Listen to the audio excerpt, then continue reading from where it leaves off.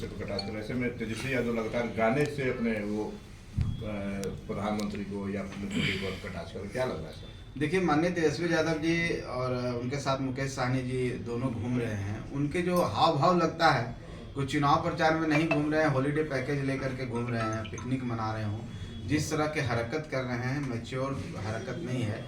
कभी केक काट देते हैं, कभी मछली खा लेते हैं, कभी गाने बजा लेते हैं। तो एक दो युवा भटके हुए युवा हॉलीडे पैकेज पर निकला हुआ ऐसा प्रतीत होता है। और कोई व्यक्ति बिहार को सही से समझा नहीं, पूरे देश की बात कर रहे हैं। और कोई व्यक्ति किसी का काम किए हुए का क्रेडिट लेना चाहता है, तो कब तक ऐसे करेंगे आप? माननीय लालू यादव जी के सुपुत्र हैं। लालू यादव जी इस देश में, राज्य में नेता रहे, मुख्यमंत्री रहे, उनके कारण आपका नाम है।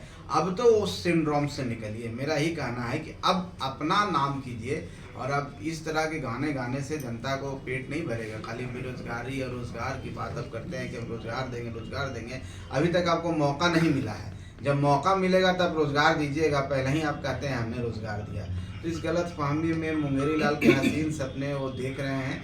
इससे कुछ होना जाना नहीं है।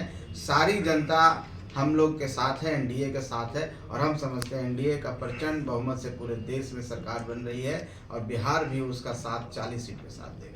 कांग्रेस का बहुत बड़ा आरोप है कि अगर बीजेपी एक बार सत्ता में आती हो तो कहीं ना कहीं संविधान ही बदल देगी। ऐसा मौका आएगा क्या? देखिए, कांग्रेस पार्टी ने राज किया है 40 साल। और कांग्रेस पार्टी का आप बता दीजिए इतिहास, संविधान की जहाँ तक बात करते हैं तो सबसे ज़्यादा दुरुपयोग 356 का किसने किया?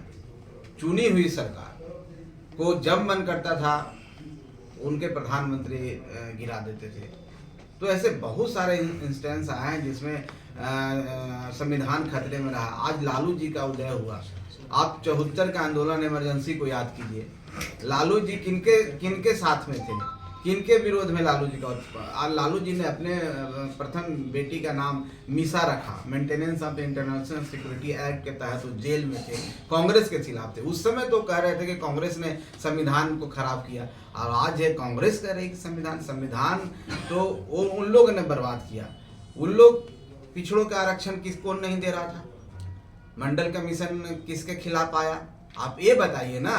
तो कांग्रेस अगर इस तरह की बात करती है अपने जवान से कि संविधान खतरे में है, तो हमको लगता है कि कांग्रेस को शोभा नहीं देता। कांग्रेस उन ताकतों के साथ में है जो ताकतें हमारे देश के खिलाफ है, जो टुकड़े टुकड़े गैंग है, जो कह रहा है कि भारत तेरे टुकड़े होंगे इंशाल्लाह इंशाल्लाह, उनके साथ है। तो हम समझते हैं कि इस तरह के हरकत करने वाले संविधान के खुद के लिए घातक हैं। संविधान तो आदरणीय नरेंद्र मोदी जी ने बनाया है, बचाया है। आप देखिए कि बाबा साहब अम्बेडकर की बात आप करें।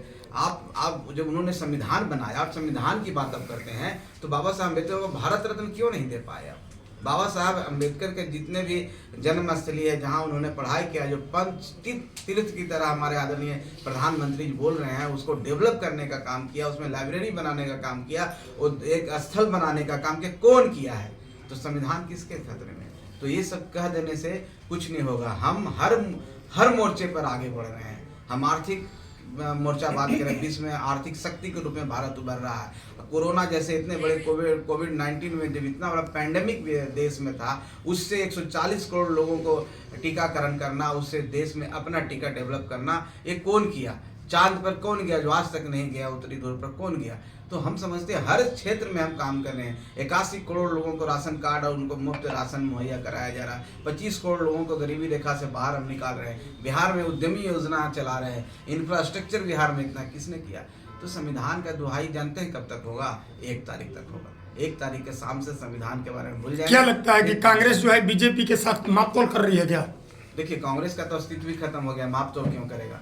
कांग्रेस के जब अपने सबसे न्यूनतम पर आ गए, 40 पर आ गए, हो सकता है उससे भी कम आएंगे। और एक अजीब सी विडंबना है, जितनी भी पार्टियां उनके साथ है सब कांग्रेस के खिलाफ है, सब कांग्रेस की विचारधारा से खिलाफ है, लेकिन कांग्रेस के साथ है। क्यों? एक ही सबका मकसद है। उनका मकसद ये नहीं है कि हम विकास करेंगे देश में, हमारा कोई विकास का मॉड्यूल है। उनका सिर्फ एक ही मकसद है कि हमको आदरणीय नरेंद्र मोदी को हटाना है। एक व्यक्ति से क्यों लड़ाई लड़ते हो भाई? एक अगर आपको है तो अपने बारे में बताओ कि हम प्रधानमंत्री है, अच्छा प्रधानमंत्री देंगे जो देश के विकास करेगा, जो इस प्रधानमंत्री से अच्छा होगा। भारतीय जनता पार्टी का, एनडीए का विरोध करो ना, एक व्यक्ति का विरोध करते हैं। क्यों? क्योंकि सब भ्रष्टाचार से लिप्त हैं। और सबको डर लगता है कि ये रहेंगे तो भ्रष्टाचार पर नकेल कसेंगे, हमको जेल की यात्रा करनी पड़ेगी। एनडीए इसलिए के सब साथ एंटी